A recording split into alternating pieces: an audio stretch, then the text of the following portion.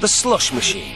It produces a mixture of water, sugar, flavour and colouring, best known by its name, slush. Always served at its ideal temperature, -3 degrees Celsius. A temperature that's impossible. Below zero, water freezes. We should end up with a giant coloured ice cube floating in a cup, not minuscule icicles floating in coloured liquid.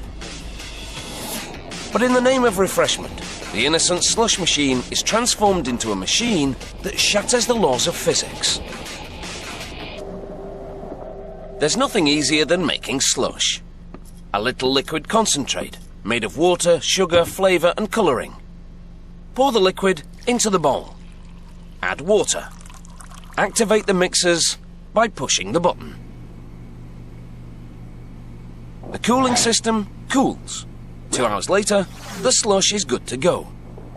In reality, making slush is far from easy, because at the temperature it's served, water freezes. In order to reveal its secret, we need to take it apart.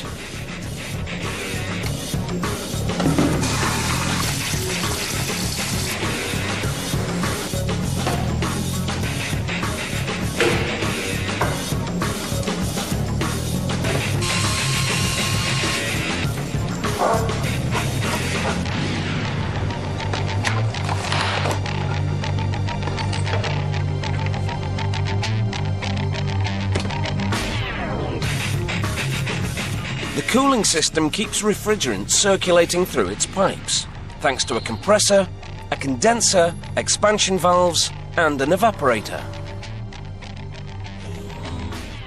In the evaporator's pipes, the refrigerant changes from liquid to gas. The transformation causes it to absorb lots of heat. By absorbing heat, cold is left behind. The bottom of the bowl, which is in constant contact with the cooling system, is extremely cold. It's so cold, it absorbs the heat in the solution and cools it to -3 degrees Celsius. But below zero, water molecules in the solution should change to solid form. They should cluster together to form ice crystals. Two things prevent that from happening. One is the antifreeze in the solution, and the other is the continuous movement of the mixers. First up, the antifreeze. It's the second most important ingredient in the mixture. It's no more complicated or mysterious than good old-fashioned sugar. The sugar molecules slip between the water molecules, preventing them from bonding to each other. Since they cannot make contact, they cannot crystallize to form ice. The trick is to choose just the right percentage of sugar to allow some of the water molecules to touch each other, because after all we want some ice crystals floating in the slush. More than 22% sugar and it's spoiled. We end up with cold, sweet liquid. Under 12% sugar and it's spoiled again. Too many water molecules bond to each other, the mixture starts to freeze, and the mixer motors are damaged. Now the mixers, the other part of the machine helping shatter the laws of physics. The horizontal mixer moves the slush back to front. The vertical mixer moves the slush top to bottom. Each mixer turns thanks to an electric motor connected to a system of gears.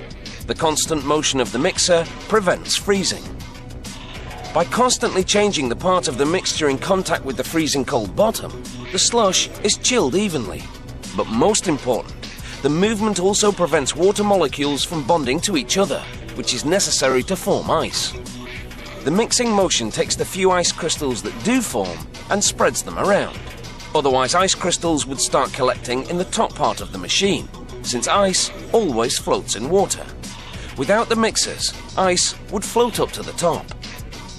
In reality, the machine has been perfectly designed to allow such an improbable mixture to exist. It shatters the laws of physics with 2 mixers and a little bit of sugar. An ordinary accomplishment for a machine that's anything but ordinary. By preventing water from forming the bonds it needs to create ice, the slush machine keeps water liquid, but below freezing point.